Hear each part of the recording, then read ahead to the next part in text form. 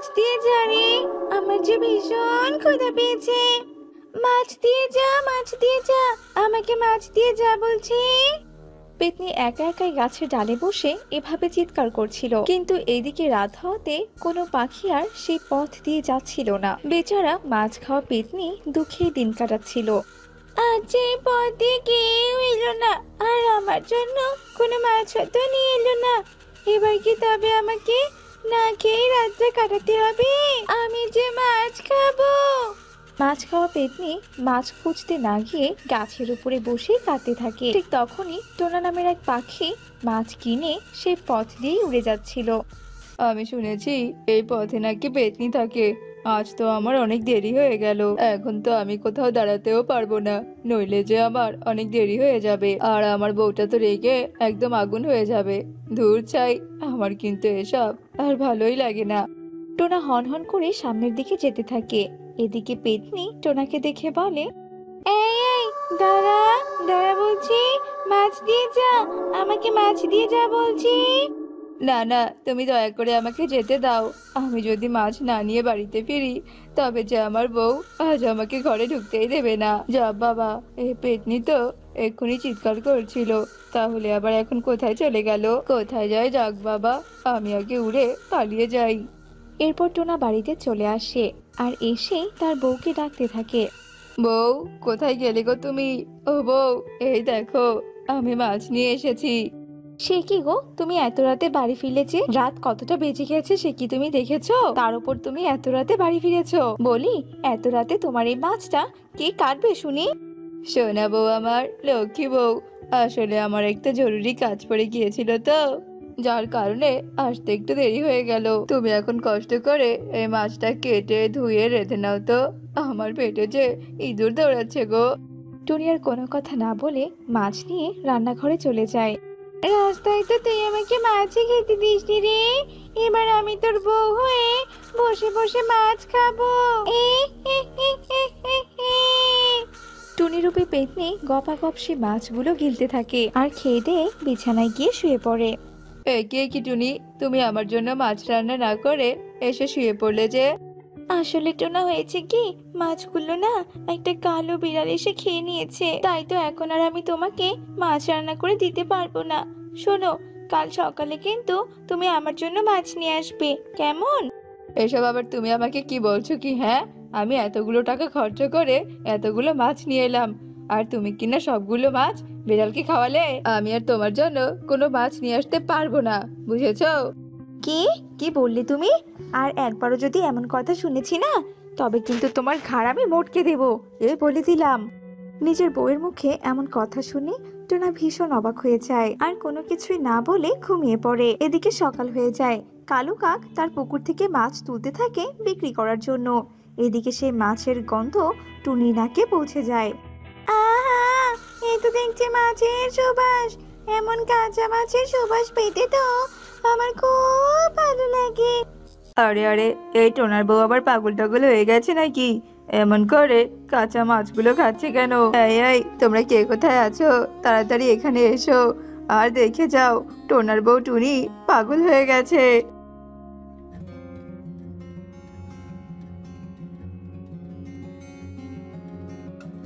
আরে আরে, এ কি? এই তো দেখছি সত্যি সত্যি টুনি একেবারে পাগল হয়ে গেছে। এই এই, ওকে সবাই ধরো আর ওকে মারো।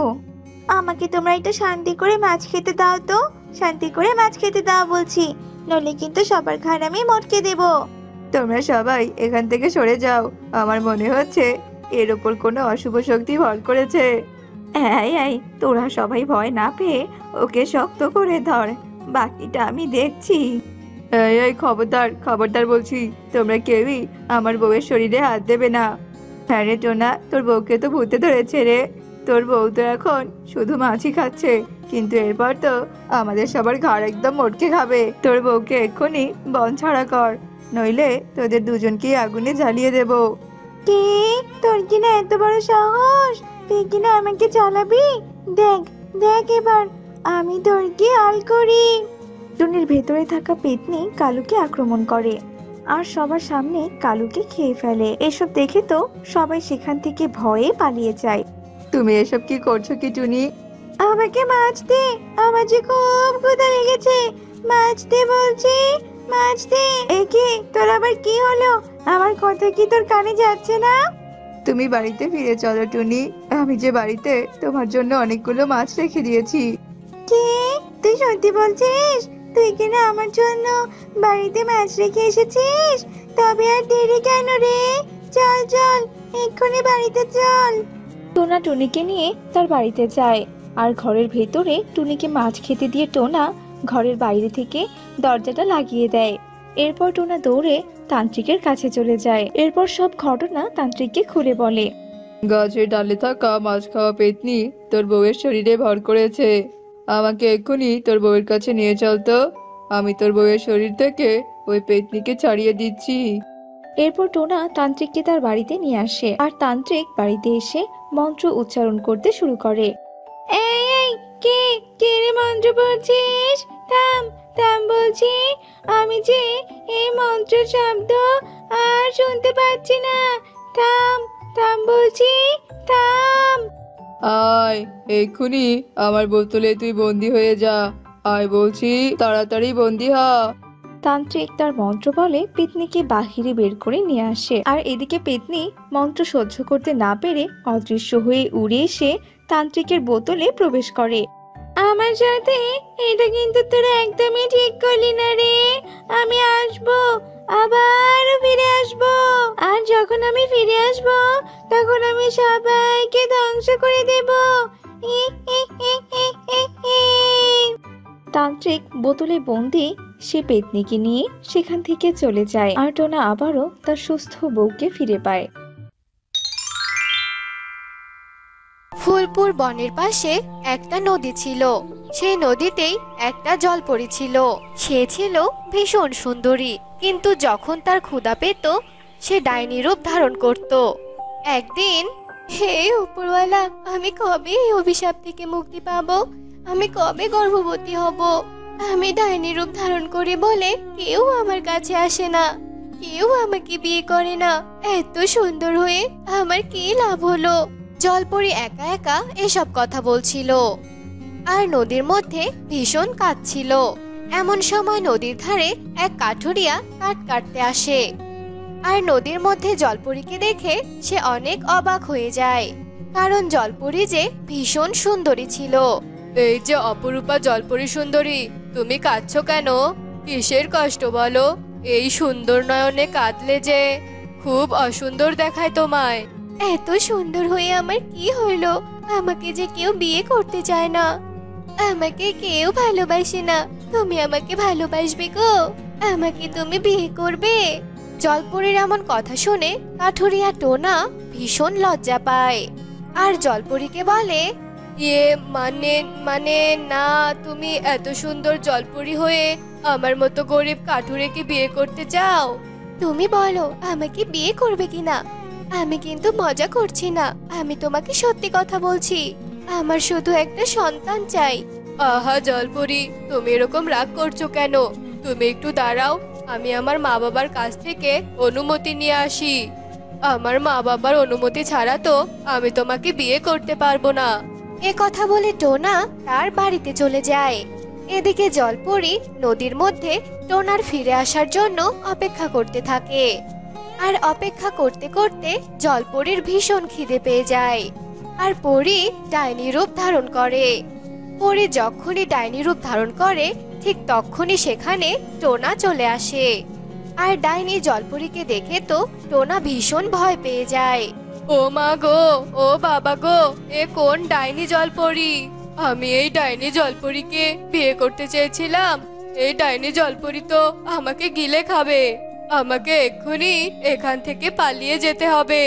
এ কথা বলে টোনা সেখান থেকে দৌড়ে পালিয়ে যায় আর জলপরী টোনার যাওয়া দেখে বলে, যেও না, যেও না, কোথায় যাচ্ছ তুমি? আমাকে বিয়ে করো। এই যা, এই টোনা তো আমাকে দেখে চলে গেল। যাই, আমি আগে আমার পেটের ক্ষুধা মেটাই, তা না হলে তো আমি এই ডাইনি রূপেই থেকে যাব। এ কথা বলে জলপরী নদীর মাছ ধরে ধরে খেতে থাকে। তারপর খিদা মেটানোর পর জলপরী আবারও নিজের রূপে ফিরে আসে এভাবেই জলপরীর জীবন কাটতে থাকে। ওহ, নদীর উপর সব জায়গায় তো জাল ফেললাম, কিন্তু কোথাও তো মাছ পেলাম না। দেখি এবার এই পাশটায় জাল ফেলে যদি কোনো মাছ পাই। এ কথা বলে কবুতর নদীতে জাল ফেলে। আর জাল ফেলার সাথে সাথে নদীর জলগুলো গোল গোল হয়ে ঘুরতে থাকে। সেই ঘূর্ণায়মান জল থেকে এক ডাইনি জলপরী উঠে আসে। আর সেখানকার মাছগুলো টকটক করে খেতে থাকে। আর তা দেখে কবুতর ভীষণ ভয় পায় আর সেখান থেকে দৌড়ে পালিয়ে যায়। এদিকে জলপরী মাছ খেতে খেতে এক জাদুর মাছ খেয়ে ফেলে। আর সেই মাছটি ছিল গর্ভবতী। তারপর মাছ খেয়ে জলপরীর খিদা মিটে গেলে সে আবারও আগের রূপে ফিরে আসে। আর আগের রূপে ফিরে আসার পরপরই তার খুব পেট ব্যথা শুরু হয়। তখন জলপরী বলে, আহা, আমার কেন পেট ব্যথা করছে? কি হলো আমার? আমি যে আর থাকতে পারছি না, কারো সাহায্যের প্রয়োজন আমার। কিন্তু কে আমাকে সাহায্য করবে? সবাই তো আমার ডাইনি রূপ দেখলে খুব ভয় পায়। তাহলে কে আমাকে সাহায্য করবে? এভাবে জলপরী তার পেট ব্যথা নিয়ে দিন কাটাতে থাকে। দিন দিন আমার পেটটা এত বড় হচ্ছে কেন? আর এখন তো আমার খিদেও বেড়ে গেছে। কি যে করি, কি যে হয়েছে আমার, আমি তো কিছুই বুঝতে পারছি না। এই যে আবারও খিদে লেগে গেছে। যত ক্ষুধা সব আমার পেটে। আর এত ক্ষুধা লেগেই তো আমার পেটটা আরো বেশি ব্যথা করে। এ কথা বলতে বলতে জলপরী আবারও ডাইনির রূপ ধারণ করে। এই বলে যখন জলপরী ডাইনি রূপ ধারণ করে তখনই সেখানে টুনি থালা বাসন ধুতে আসে। আর ডাইনি জলপরীকে দেখে বলে, ও মা গো, ভূত, কে কোথায় আছো? আমাকে ভূতের হাত থেকে বাবা বাঁচাও। আমি ভূত দেখেছি, আমাকে বাঁচাও, বাবা বাঁচাও। চিৎকার করো না গো, চিৎকার করো না। আমি তোমাকে কিছুই করব না। আমাকে একটু সাহায্য করো, আমি তোমার কিচ্ছু করব না। আমার যে সাহায্য লাগবে। আমি ইচ্ছে করে ডাইনি হইনি গো। এক অভিশাপের কারণে আমি ডাইনি হয়েছি। আমাকে ভয় পেও না। সত্যি?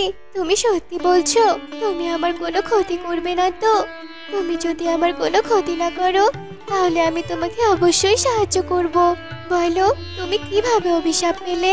তখন টুনির কথা শুনে জলপরী বলতে থাকে, আমি একদিন আমার বান্ধবীরা সহ নদীতে স্নান করছিলাম আর গা ছোড়াছুড়ি করে খেয়েছিলাম। আর সেই সময় নদীর ধারে এক তান্ত্রিক আগুন জ্বালিয়ে ধ্যান করছিল।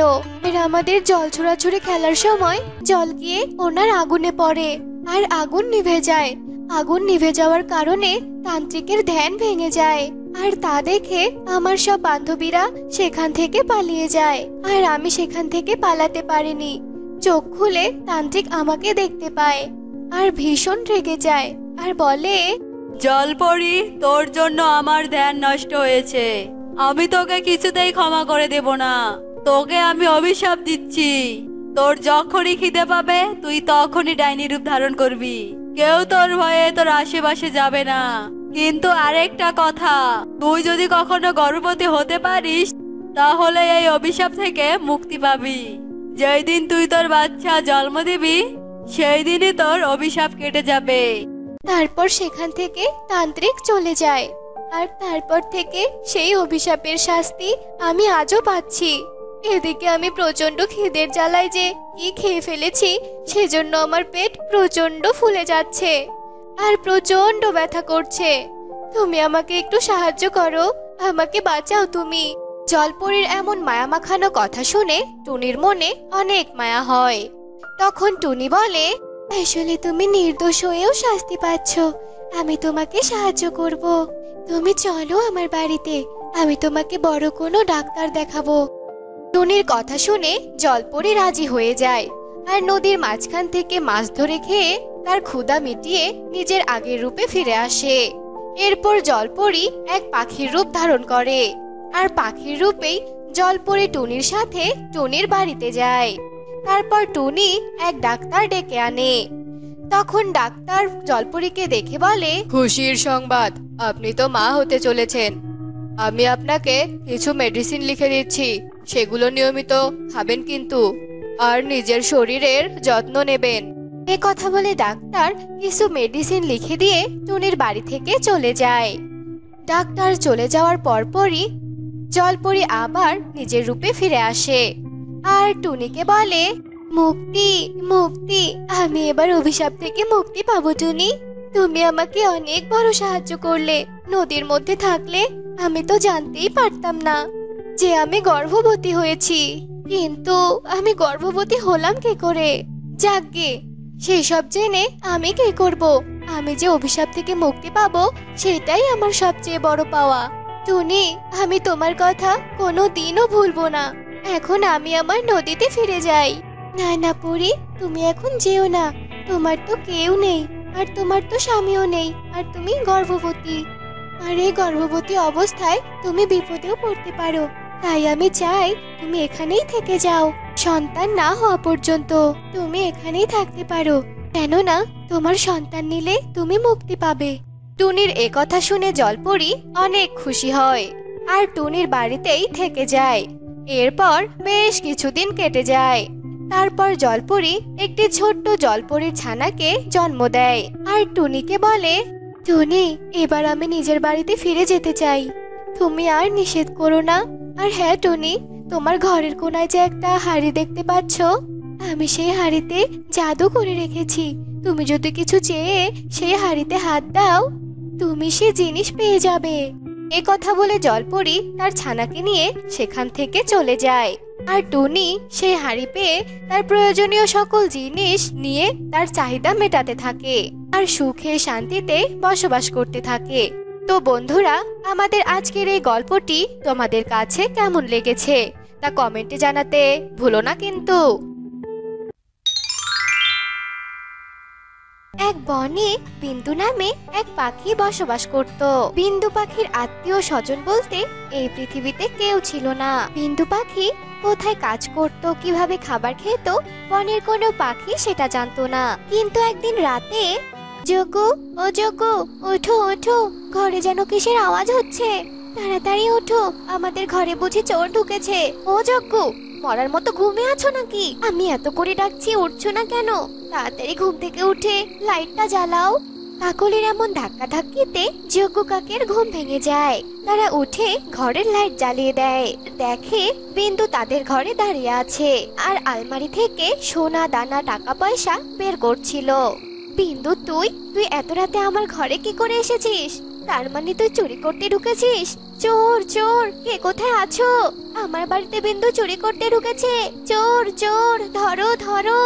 কাকলির এমন চিৎকার শুনে বনের সব পাখিরা ঘুম থেকে জেগে ওঠে আর কাকলির বাড়ির সামনে এসে জড়ো হয়। কোথায় কোথায় চোর? কাকলি, আমাদের হাতে ওই চোরকে তুলে দাও। ওই চোরকে এমন শাস্তি দেব যে চুরি করার কথাই ভুলে যাবে। কত বড় সাহস, শান্তিপূর্ণ এই বনে চুরি করতে ঢুকেছে। বের করে আনো কাকলি, ওই চোরকে বের করে আনো।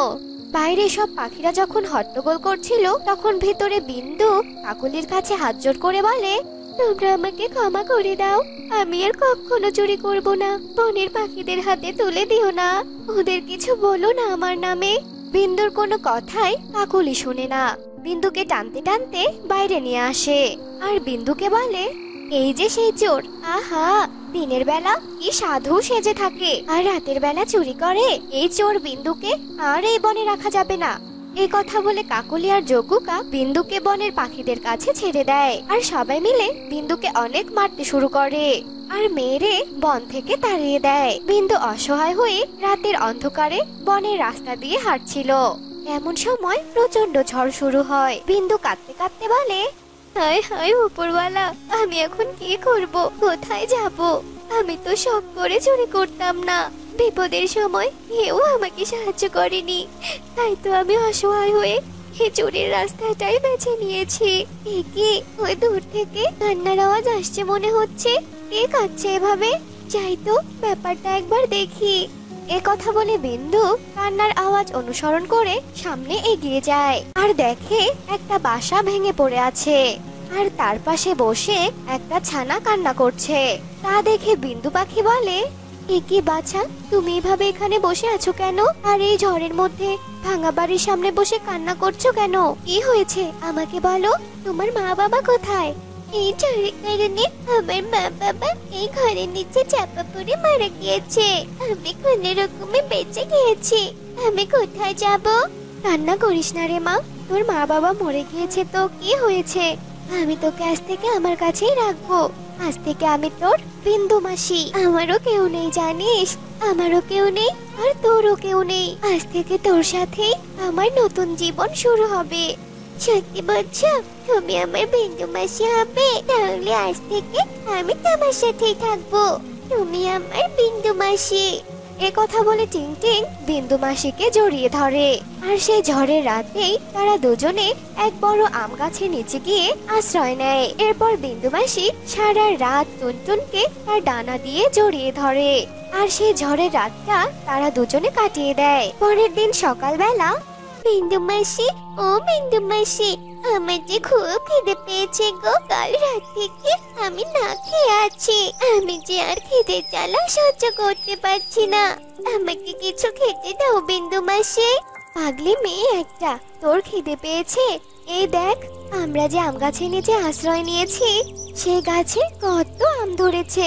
আমি তোকে এক্ষুনি আম পেড়ে দিচ্ছি, আর আমরা আজ থেকে এই গাছের ডালেই বাসা বেঁধে থাকবো। এ কথা বলে বিন্দু মাসি আম গাছ থেকে আম পেড়ে টিংটিংকে খেতে দেয়। টিংটিং মজা করে আম খেতে থাকে। এরপর বিন্দু মাসি টিংটিংকে বলে, মা টিংটিং, তুই আম খেতে থাক, আমি কিছু দূর গিয়ে বাড়ি বানানোর জন্য কিছু কাঠ নিয়ে আসি। এখানেই চুপচাপ বসে থাকবে, কিন্তু কোথাও যাবি না। আচ্ছা মাসি, তুমি নিশ্চিন্তে যাও, আমার কিচ্ছু হবে না। আমি এখানেই চুপটি করে বসে থাকবো। টিংটিং এর এমন কথা শুনে বিন্দু মাসি কাঠ সংগ্রহ করার জন্য চলে যায়। এইদিকে টিংটিং একাই আম গাছের নিচে বসে থাকে। ঠিক সেই সময় টিংটিংকে এক দানব ঈগল পাখি দেখে, আর টিংটিং এর কাছে গিয়ে বলে, পেয়েছি, আজকের খাবার আমি পেয়েছি। এই ছোট্ট পাখির ছানা, আজ তোকে খেয়ে আমার ক্ষুধা মেটাবো। আজ তুই আমার খাবার। এখান থেকে চলে যা দুষ্টু পাখি, খবরদার আমার কাছে আসবি না। মাসি, ও বিন্দু মাসি, তুমি কোথায়? আমাকে বাঁচাও। শয়তান পাখি, তুই যদি আমার কোনো ক্ষতি করিস তাহলে আমার বিন্দু মাসি তোকে ছাড়বে না কিন্তু। কোথায় গো বিন্দু মাসি? তুমি এই দুষ্টু পাখিকে তাড়িয়ে দাও, ও যে আমাকে মেরে ফেলবে বলছে। ডাক, কত জোরে ডাকতে পারিস ডাক। আজ তোকে আমার হাত থেকে কেউ বাঁচাতে পারবে না। আজ তুই হবি আমার খাবার। ঈগল যখন এসব কথা বলছিল ঠিক তখনই বিন্দু মাসি কাঠ সংগ্রহ করে সেখানে চলে আসে। টুনটুনের সামনে দানব ঈগলকে দেখে বিন্দু মাসি ভীষণ রেগে যায়, আর রেগে গিয়ে বলে, শয়তান ঈগল, ছেড়ে দে আমার টিংটিংকে, ছেড়ে দে বলছি। তুই যদি আমার টিংটিং এর কোনো কিছু ক্ষতি করতে চাস তবে আজ তুই তোর প্রাণ নিয়ে এখান থেকে ফিরে যেতে পারবি না বলে দিলাম। আমি তোর ভালোর জন্য বলছি, আমার টিংটিং সোনাকে ছেড়ে দে, বদমাইশ পাখি। কি, তুই আমাকে হুমকি দিচ্ছিস? ছোট্ট একটা পাখি হয়ে তুই আমার কি করতে পারবি শুনি? আমি তোর মেয়েকে খাবো, আর সাথে তোকেও খাবো। দেখি তুই আমার কি করতে পারিস। এই কথা বলে দানব ঈগল যেই না হাঁ করে টিংটিংকে মুখে ঢুকাতে যাবে তখনই বিন্দু মাসি বাড়ি তৈরি করার একটা কাঠ নিয়ে দানব ঈগলের মাথায় আঘাত করে, আর সঙ্গে সঙ্গে ঈগল সেখানেই মারা যায়। আর টিংটিং ঈগলের হাত থেকে রক্ষা পায়। টিংটিং কাঁদতে কাঁদতে বলে, বিন্দু মাসি, তুমি যদি সময় মতো এখানে না আসতে তবে আমার যে কি হতো। কাঁদিস না রে মা, তোর এই বিন্দু মাসি যতদিন বেঁচে আছে ততদিন কেউ তোর কোনো ক্ষতি করতে পারবে না রে মা। আমার কাছ থেকে তোকে কেউ আলাদা করতে পারবে না। হয়েছে, এখন কান্নাকাটি বাদ দিয়ে আয় তো মা, আমার বাড়ি বানানোর কাজে সাহায্য কর। তারপর টিংটিং আর বিন্দু মাসি মিলে আম গাছের নিচে ছোট্ট একটা বাড়ি তৈরি করে, আর সেখানেই বসবাস করতে শুরু করে। এরপর বেশ কিছুদিন কেটে যায়। এরপর বিন্দু মাসি টিংটিংকে একটা স্কুলে ভর্তি করিয়ে দেয়। টিংটিং খুব ভালো ফলাফল নিয়ে তার স্কুল জীবন পার করে দেয়। এখন টিংটিং অনেক বড়, আর বিন্দু মাসিও বৃদ্ধা হয়ে গেছে। একদিন টিংটিং খুশি হয়ে বাড়িতে ঢোকে, আর তার বিন্দু মাসিকে ডাকতে থাকে, বিন্দু মাসি, ও বিন্দু মাসি, কোথায় তুমি? তাড়াতাড়ি বাইরে বেরিয়ে এসো। ও বিন্দু মাসি, একটা খুশির সংবাদ আছে। উফ, কেন যে আসতে এত দেরি করছো? টিংটিং এই ডাক শুনে বিন্দু বাইরে এসে বলে, টিংটিং, আমি তো এখন বৃদ্ধা হয়ে গেছি, আমি কি আর আগের মতো হাঁটতে পারি? কি সংবাদ দিতে এসেছিস শুনি? বল, যেটা বলার জন্য এত অস্থির হয়ে আছিস। বিন্দু মাসি, ও বিন্দু মাসি, জানো আমি একটা বড় চাকরি পেয়েছি। আর এসব হয়েছে শুধুমাত্র তোমার জন্য বিন্দু মাসি। ওই ঝড়ের রাতে তুমি যদি আমাকে না বাঁচাতে আর এভাবে এত যত্ন করে বড় করে না তুলতে, তবে তো আমি ওই ঝড়ের রাতেই মারা যেতাম। সব তোমার অবদান বিন্দু মাসি। ওই ঝড়ের রাতে তুমি আমার বিন্দু মাসি হয়ে উঠেছো। আরে ওই ঝড়ের রাতে তোকে আমি না পেলে যে জীবনে এত সংগ্রাম করা শিখতাম না। তোর জন্যই তো সেদিন আমি বাঁচার রাস্তা খুঁজে পেয়েছিলাম। বাদ দাও মাসি সেসব দিনের কথা। সামনে যে আমাদের সুখের দিন আসছে বিন্দু মাসি। এই সুখের ভাগ আমার আর তোমার বিন্দু মাসি। এ কথা বলে টিং টিং তার বিন্দু মাসিকে জড়িয়ে ধরে। আর এভাবেই টিং টিং আর বিন্দু মাসি সুখে শান্তিতে বসবাস করতে শুরু করে।